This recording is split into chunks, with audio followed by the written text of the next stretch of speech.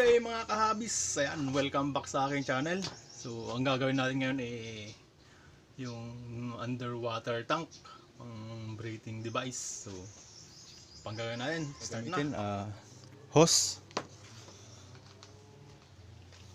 Ito. Saka PVC.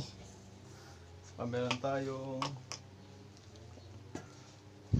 pito ng bicycle sa interior. Ayan. Let's start. Una, tanggalin na natin to.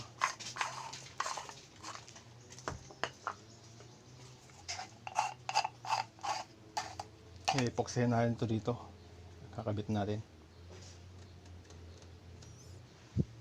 Kakabit natin to dito. Ayan. Kabilaan. So, timpimpla muna ako ng epoxy para mailagay na natin.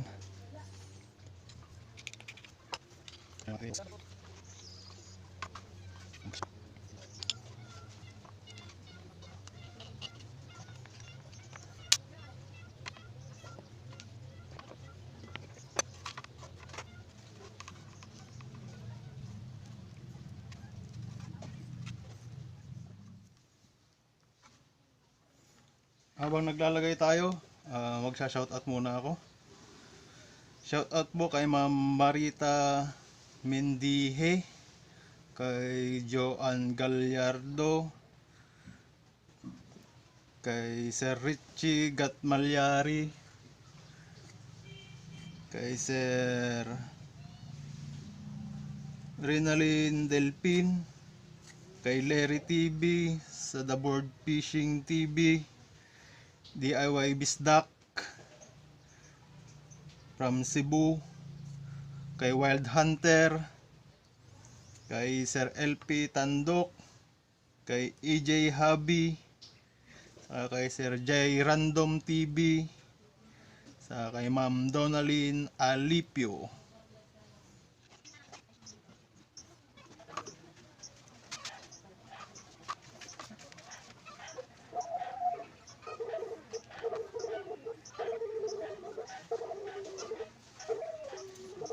Ayun, ang ating epoxy. At bubutasan natin to para may lagay itong pito ng motor. Bubutas muna ako muna yung sentro. Bubutas natin. Gawin na ng kuma. Hindi parang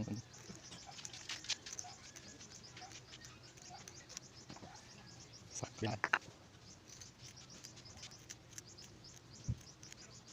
Bubutas natin.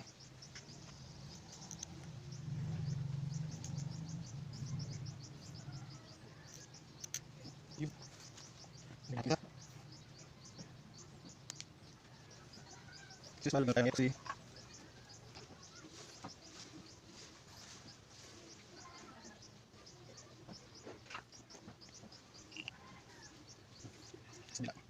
kulit.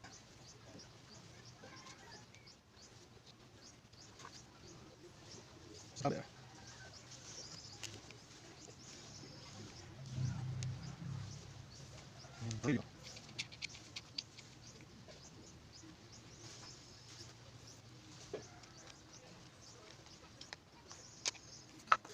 okay.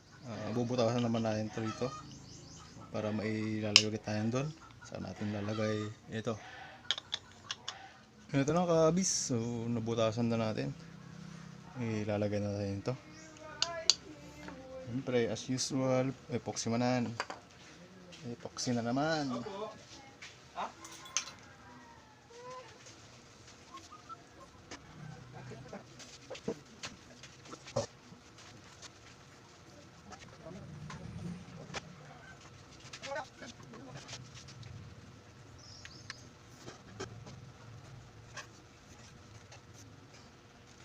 Ayun,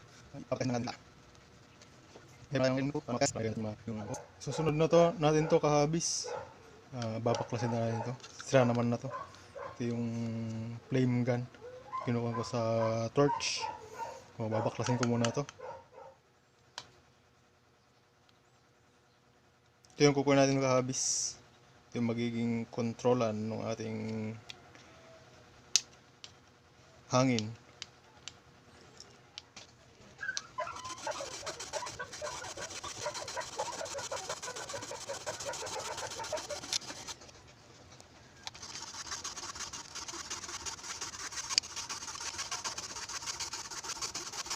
Dito na ilalagay yung host.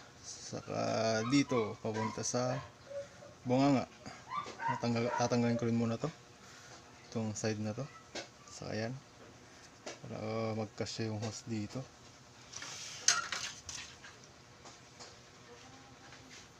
Yan. Nalagay dyan yung host.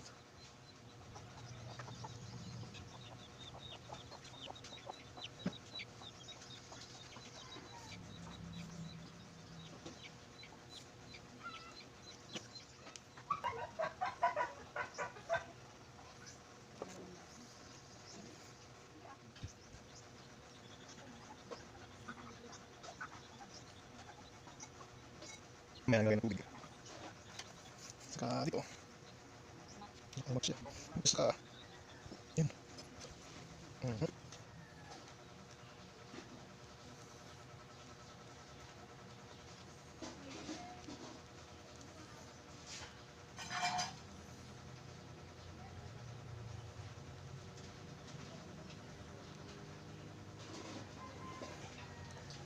Ayun, kabis. Sabay-sabay na natin silang pinapatigas.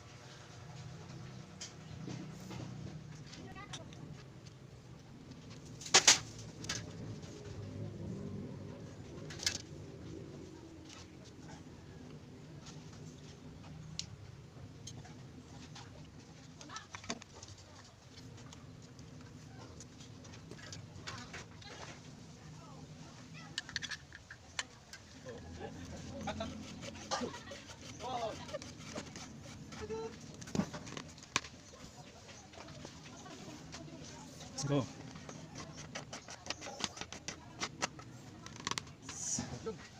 Mga kahabis, okay na tong ating DIY underwater tank. Pero bukas na natin ito itatry kasi papadikasin pa natin sa itong mga epoxy niya. Ito na kahabis, itetest na natin itong ating ginawang oxygen tank. Bumbahan muna natin. Tukas mo dito.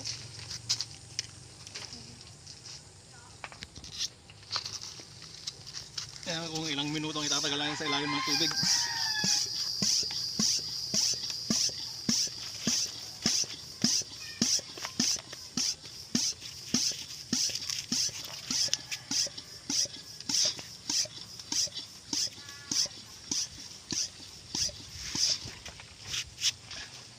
Pwede na yan.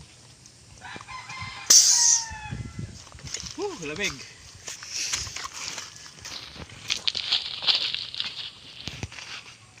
Cut mo muna. Bubukas mo na ito ng konti. Ito yung kontrolan na rin, magiging kontrolan. So let's try. Medyo malabo nga lang itong tubig.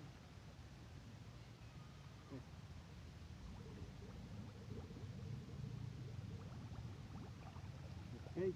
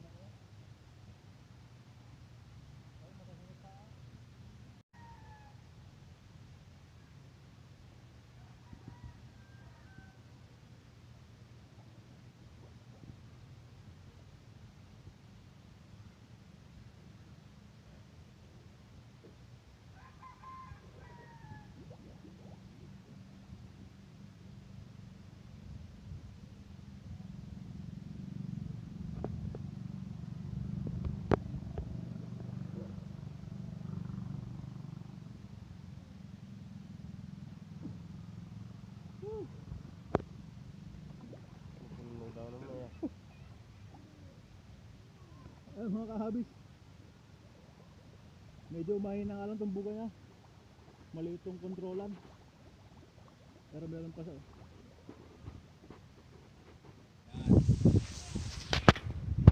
Dahil mga kahabis, hanggang dito na lang ulit tayo.